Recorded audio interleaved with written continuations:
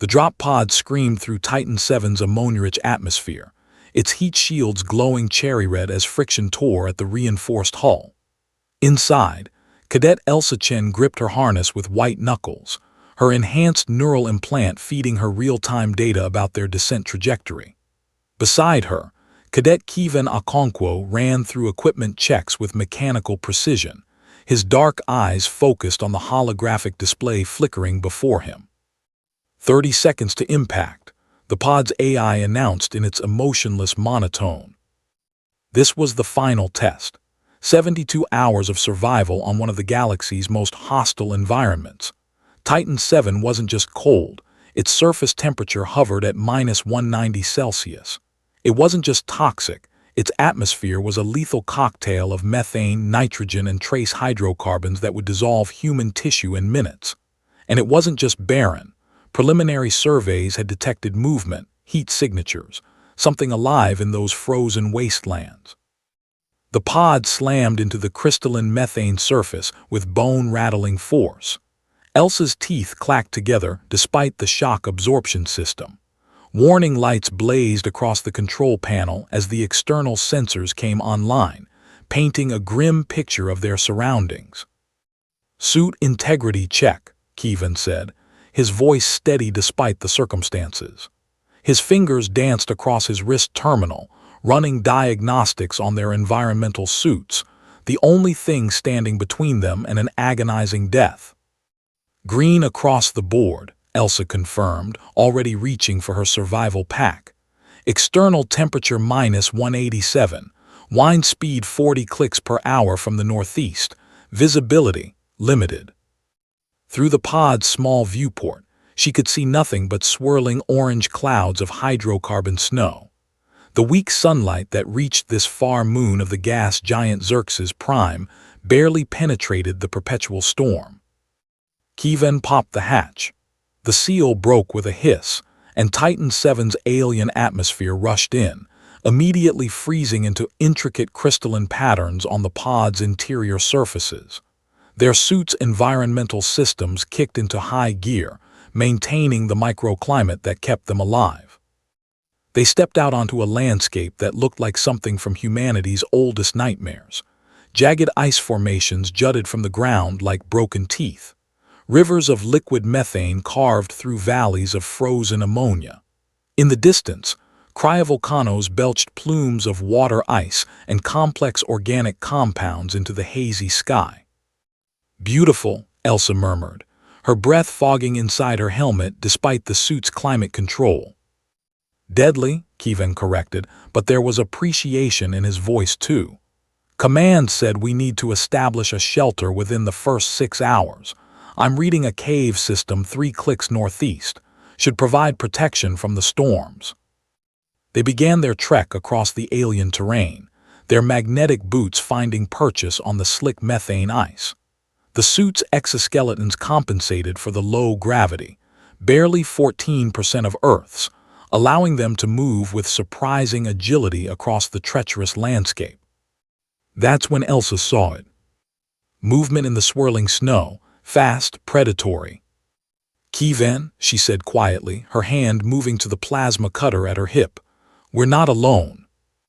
3 shapes materialized from the storm, low to the ground and moving with disturbing coordination. They were unlike anything in the xenobiological databases, quadrupedal, roughly the size of large dogs, but their bodies seemed to shimmer and shift, as if they couldn't quite maintain a solid form in the extreme cold. "Crystalline-based life forms," Kevin breathed, his suit's sensors working overtime to analyze the creatures. "My God, they're not carbon-based. They're silicon-ammonia hybrids.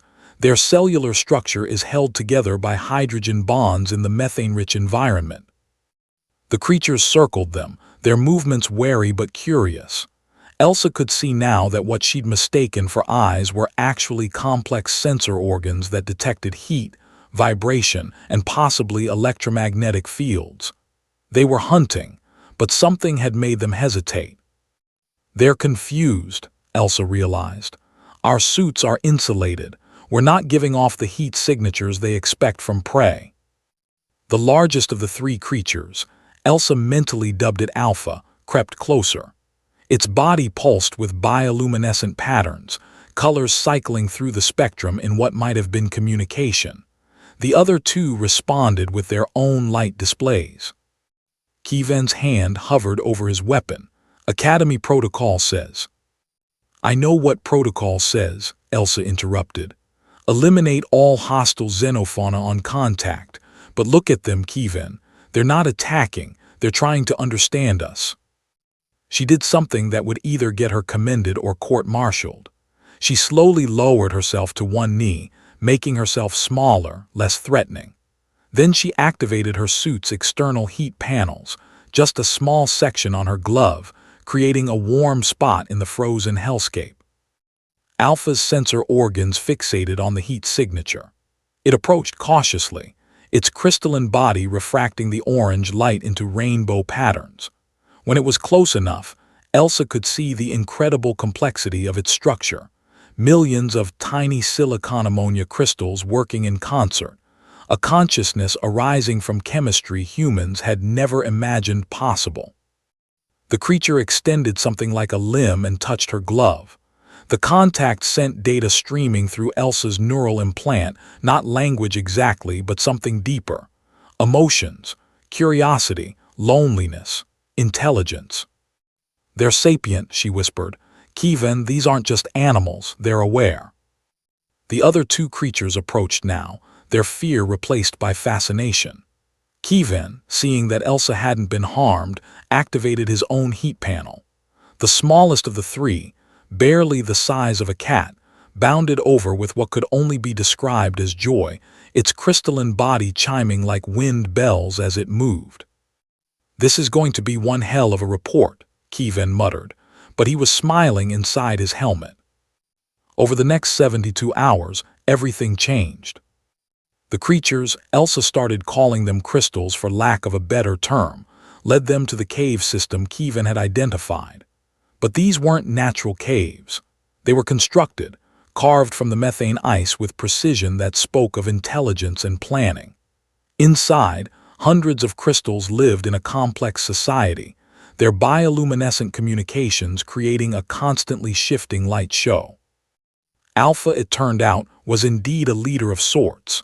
The medium-sized one Kievan named Prism seemed to be a juvenile, endlessly curious about the strange, warm beings that had fallen from the sky. The smallest, which Elsa called Shimmer, barely left their side, apparently having adopted them as its new pack. Through patient observation and the continuous data stream their neural implants recorded, Elsa and Kievan began to understand the crystal's society. They were builders, engineers in their own right.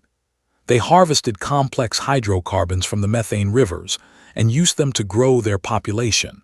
Not reproduction exactly, but a form of crystal propagation that required both biological and chemical processes. They were also dying. The cryovolcanic activity that made Titan VII habitable for them was decreasing. The moon was cooling, its internal heat gradually dissipating into space. In another 1,000 years, maybe less, the methane rivers would freeze solid. The delicate chemistry that sustained the crystals would become impossible. We have to tell Command, Kievan said on their final night. They sat in the cave mouth, watching the three crystals who had adopted them play in the methane snow. This is first contact with a silicon-based intelligent species. It changes everything we know about the potential for life in the universe. Elsa nodded, but her expression was troubled. And what do you think Command will do? Quarantine the moon? Study them like laboratory specimens?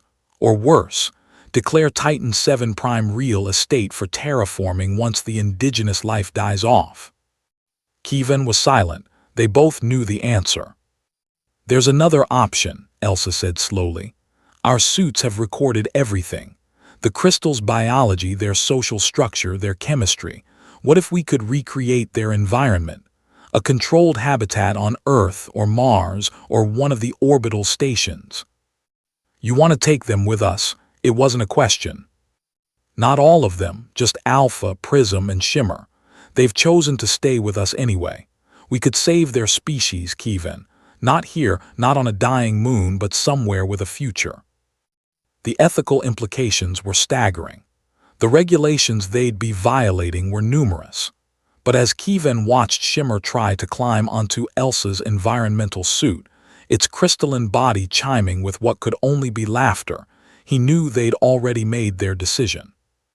The extraction team arrived exactly on schedule, their shuttle descending through the orange clouds to retrieve the cadets.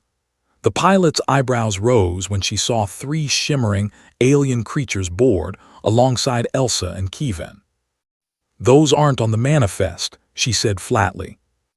"Emergency xenobiological samples," Elsa replied, her voice carrying the confidence of someone who knew she was right even if regulations said otherwise. "Time sensitive. They need to reach the xeno-containment labs at Academy Station immediately." The pilot looked at Kevin, who nodded with equal conviction. "First contact protocol, ma'am. The discovery of silicon-based sapient life takes precedence over standard operating procedures." It was technically true, even if their interpretation was creative. Alpha settled into the cargo bay with regal composure, while Prism immediately began investigating every surface and control panel with dangerous curiosity. Shimmer curled up between Elsa and Kevin's seats, its bioluminescence pulsing in a pattern they'd learned meant contentment.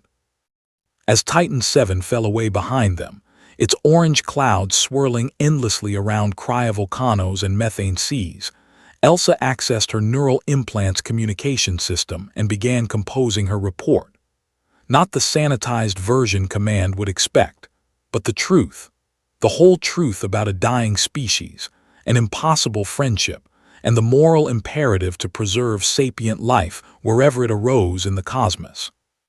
3 months later, Cadet Elsa Chen and Cadet Kevin Okonkwo stood before the Academy's Board of Inquiry. The room was silent as they presented their findings, thousands of hours of data, chemical analyses, behavioral observations, and neural implant recordings that proved beyond doubt the sapience of the crystals.